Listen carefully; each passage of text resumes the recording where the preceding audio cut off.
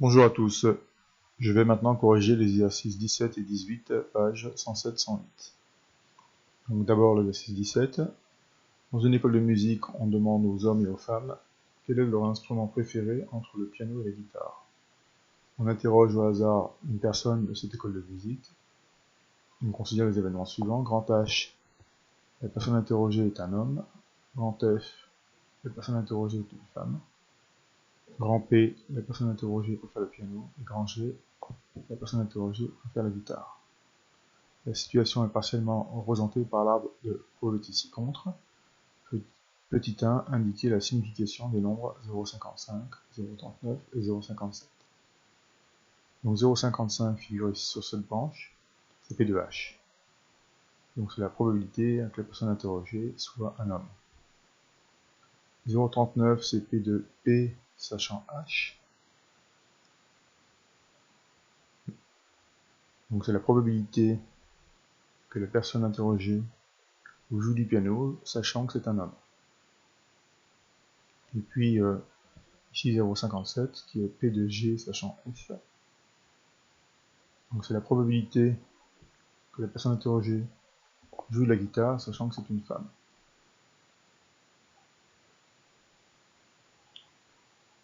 Petit 2, on enlève donc ensuite de compléter l'arbre.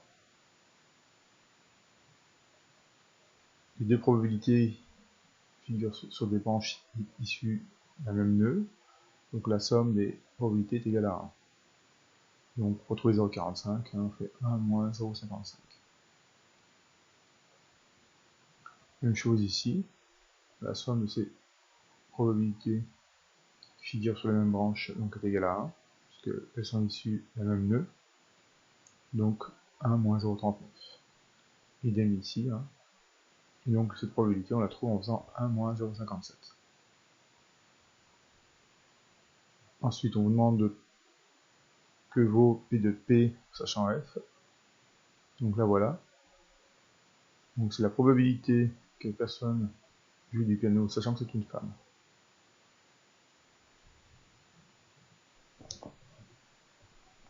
Ensuite, on vous demande P de H inter P. Alors, il s'agit de la probabilité de ce chemin, H IP. Et donc, on la trouve en faisant le produit des probabilités qui figurent sur ces branches. Donc 0,55 fois 0,39. Donc voilà, et on trouve bien 0,2145.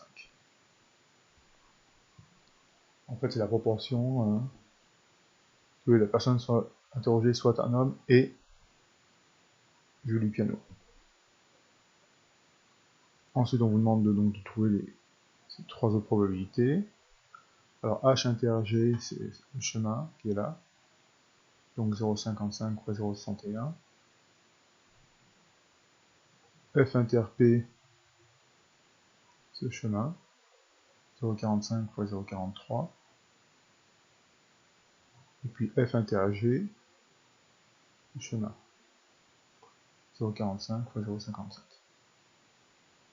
Donc c'est la probabilité que la personne interrogée soit un homme et préfère guitare. La probabilité que la personne interrogée soit une femme et préfère le piano. La probabilité que la personne soit interrogée soit une femme et préfère la guitare. Exercice 18 maintenant. Un laboratoire met au point un test pour diagnostiquer une maladie qui touche 5% de la population. Ce test n'est pas parfait. Il est positif pour 92% des malades et il est négatif pour 98% des non-malades. On rencontre une personne au hasard dans la population qui passe le test. On considère donc deux événements. M, la personne est atteinte par la maladie, et T, le test est positif. Alors, la maladie touche 5% de la population, donc ça se traduit par P de M égale à 0,05, puisque 5% c'est 0,05. Ensuite, ici,